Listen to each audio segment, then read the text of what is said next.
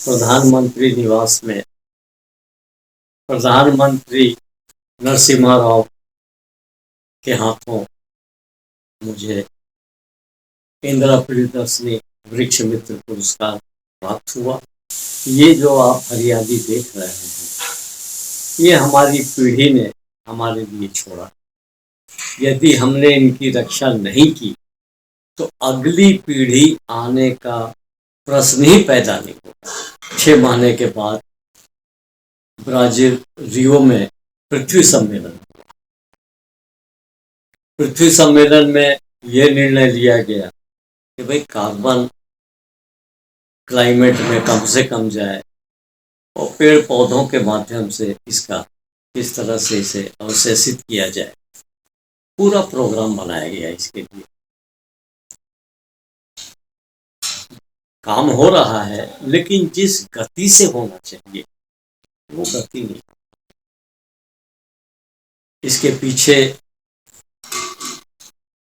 जो अब जलवायु परिवर्तन का वैज्ञानिकों ने नाम दे दिया, जो जलवायु करोड़ों साल में इस पृथ्वी ने अपने ऊपर धारण की हुई है, जो पेड़ पौधे जो भी आपको दिख रही है, ये धरती का इकोसिस्टम है और इनकी निरंतर प्रतिक्रिया ही जलवायु है।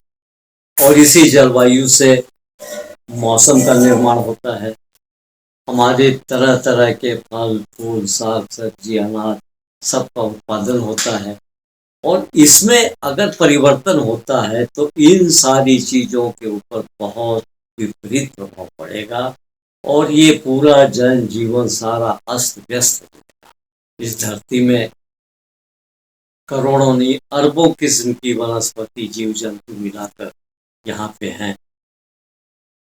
और जो हमारा धर्म कहता है उसमें ये है, हिंदू धर्म में, कि 84 लाख योनियाँ। 84 लाख योनियों से मतलब ये है कि 84 लाख किस्म के जीव जंतु और प्राणी इस धरती पे विचरण करते हैं। उन सबों के ऊपर बहुत विपरीत प्रभाव पड़ेगा जलवायु परिवर्तन से। असर दिखना सामने हो गया।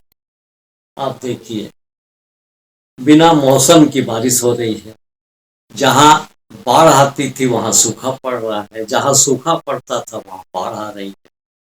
कभी अचानक ठंड बहुत है, अचानक गर्मी शुरू हो रही है, बड़े बड़े ग्लेशियर पिघल रहे हैं।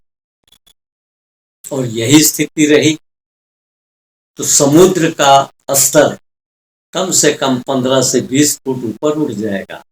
तो जो इनके किनारे महानगर बसे हुए हैं, ये सारे डूब जाए। कहाँ जाएगी? निश्चित है कि वो आबादी भगेगी। जहाँ पे आबादी है वहां घुसेंगे, कहेंगे हम भी रहेंगे। माने ये इस अस्त व्यस्तता को रोकने का केवल और केवल एकमात्र उपाय ये है कि शासन नहीं, हर व्यक्ति को अपनी तरफ से कुछ ना कुछ इसमें प्रयास करना पड़ेगा। जलवायु परिवर्तन का मुख्य कारण में हमारी जो लाइफ स्टाइल में बदलाव आया है और ये तथाकथित विकास के नाम पे जो अंधी दौड़ चल रही है, जगह जगह लाइट प्रकाश, चौड़ी चौड़ी बहुत विशाल रोडें। हमारे प्रधानमंत्री आदरणीय मोदी जी ने बात कही, उग्रवाद से बड़ी समस्या जलवायु परिवर्तन, वो गंभीर है। प्रयास हो रहा है। हमारा जल संचय, भूमिगत जल तेजी से खत्म हो रहा है। पानी की बहुत विकराल समस्या होती है और हर आदमी संचय की प्रवृत्ति से ऊपर उठ जाए, आवश्यकता की ही वस्तु अपने पास संचित करे, तो आप देखिए बहुत बड़ा परिवर्तन आएगा, बहुत बड़ा परिवर्तन आएगा। हम बेमतलब का अनाप शनाप कुछ भी जमा करते रहते हैं और इसका जलवायु परिवर्तन पे सीधा असर। लोग कहेंगे इसका सीधा असर कैसे है? स्वाभाविक है, यदि आप कपड़ा पहन रहे हैं, कपड़ा बनाने के लिए लूम घूमता है, लूम घुमाने के लिए बिजली की आवश्यकता है और बिजली बनाने के लिए कोयले की आवश्यकता है। हम जितना कोयला खोदेंगे उतना वनों को नष्ट करेंगे और वो क्लाइमेट में हमारे कार्बन डाइऑक्साइड ज़्यादा जाएगी। हमें जितने कपड़े की आवश्यकता है हम उतनी रखें। तो छोटी छोटी बातों पे हमको ध्यान देना पड़ेगा। मैं 40 साल से ज़्यादा अपने कृषि कार्य में लगा। बहुत बड़े हिस्से में मैंने वानिकी का प्रयोग किया, पेड़ पौधे लगाए बहुत किस्म के। तत्कालीन कुलपति जी सरगुजा यूनिवर्सिटी, संत दारा गुरु यूनिवर्सिटी के कुलपति जी एक बार मेरे फार्म में आए। उन्होंने जब वहाँ देखा तो उन्होंने कहा कि फार्म फॉरेस्ट्री के बच्चे यहाँ पे प्रैक्टिकल कर सकते हैं, उनको पूरा यहाँ मिल जाएगा। उन्होंने एमओयू किया, बच्चे आने शुरू हुए और पढ़ाई शुरू हो गई। एक पूरी बुक बनी, 6 महीने उन्होंने काम किया। मैं खुद आश्चर्यचकित हूँ कि उन्होंने वनस्पति, कीट पतंग, तितली, मधुमक्खी, तरह तरह की चीजें वहां पे खोजी और सारी चीजें उनको प्राप्त हुई। वर्म डाल दिए, हमारा वर्मी कंपोस्ट तैयार हो रहा है। कहने का मतलब हमको बाहर से खरीदना कुछ भी नहीं पड़ता, हमारी एक एक चीज उपयोग में आ रही। और अगर इस तरह का मॉडल भारतवर्ष के 6,38,000 गांव में एक एक मॉडल खड़ा हो जाए तो मैंने हिसाब लगाया, इसमें 1.5 ट्रिलियन गैलन पानी हमको एक्स्ट्रा प्राप्त होगा, अलग से प्राप्त होगा। और यही पानी भूमिगत जल के रूप में भी इसका बहुत बड़ा हिस्सा जाएगा। मैंने पेड़ों की संख्या ली, लगभग 748 वृक्ष वहां पर मैंने रोपित किए, जिसमें आधे फलदार पेड़ हैं और आधे वानिकी के पेड़।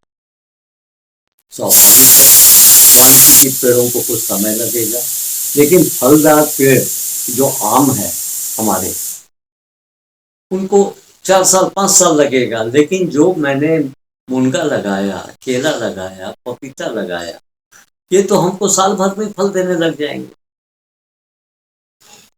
तो एक कुपोषण मिट रहा है। एक गांव में यदि इस तरह का आता है तो पूरे गांव के बहुत बड़े हिस्से को हम फल दे सकते हैं, सब्जी दे सकते हैं, और अपने लिए हम बहुत कुछ अपना भोजन प्राप्त कर सकते हैं। जो हमारे भोजन के बाद बच रहा है उसको हम विक्रय कर सकते हैं। हमारे पास और कोई विकल्प नहीं।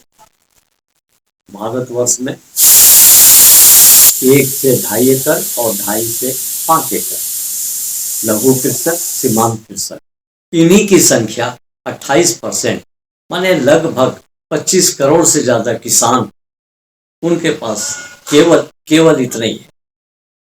अब इनको नौकरी की समस्या है, काम की समस्या है, और इस मॉडल को अपना लेने से मैं दावे के साथ कह रहा हूं कि अगर गांव गांव में जिस दिन 10-10 मॉडल ये खड़े हो जाएंगे, 10-10 किसानों के पास ये स्ट्रक्चर खड़े हो जाएंगे, तो आपके जीडीपी ग्रोथ में जबरदस्त उछाल आएगा। भारतवर्ष में कुल जितने जंगल में पेड़ खड़े हैं उससे अधिक वृक्ष हमारे गांव में। आज वनों के ऊपर भी बहुत बड़ा ग्रहण लगा हुआ है, वन भूमि सिमट रही है, पेड़ों की कटाई बहुत ज्यादा हो रही है। तो विकल्प के रूप में ये मॉडल बहुत उपयोगी सिद्ध हो सकता है। मैं आप लोगों से एक निवेदन और करूंगा कि जिनके घरों में छत है वो छत का प्रयोग करें। छोटे छोटे गमले, छोटी छोटी पेटियों में मिट्टी भर के आप भाजी है, साग सब्जी, इनको लगाइए। आपको अच्छा लगेगा, आप उनको पानी देंगे, उनकी सेवा करेंगे, आपका व्यायाम भी होगा और आपको ताजी सब्जी मिलेगी। घर के सामने 4 गमले रखिए, घर के आंगन में 4 गमले रखिए। मैं कई जगह जाता हूँ और मैंने कई छतों को देखा, कई घरों को देखा, बहुत जागरूकता आई। ऐसे ऐसे पौधे आ गए हैं, आप एक मिर्च का पेड़ लगा दीजिए, एक टमाटर का पेड़ लगा दीजिए, आप धनिया लगा दीजिए, पुदीना लगा दीजिए, आपको शुद्ध ताजा खाने को मिलेगा। आप अपने हाथ से तोड़ के उसको लाएंगे, आपके मन में शंका भी नहीं रहेगी कि मैं बाजार से ला रहा हूँ, इसमें पता नहीं कितनी दवाई डली हुई है, ये कितनी नुकसानदायक है। तो इन बातों को बहुत गंभीरता से लीजिए। ये वीडियो तभी सार्थक होगा जब आप इनका प्रयोग कीजिए।